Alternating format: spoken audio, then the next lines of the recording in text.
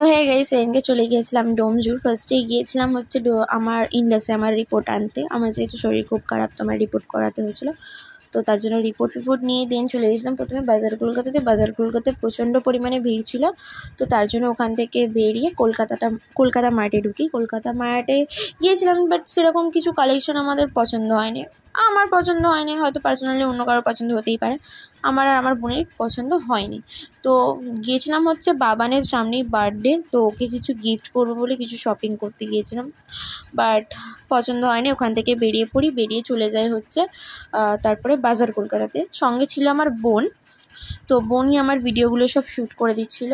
আর half নেওয়া হয়েছে clip, half clip নেওয়া হয়নি।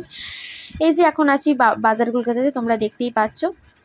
আমাদের কেনাকাটি হয়ে গেছে। কেনাকাটা হওয়ার পর আমার বোনের ভিডিও করার কথা মনে পড়েছে, তো আমাদের কেনাকাটা হয়ে গেছে। এখন যাচ্ছি বাড়ির দিকে। তো bye bye, thanks for watching.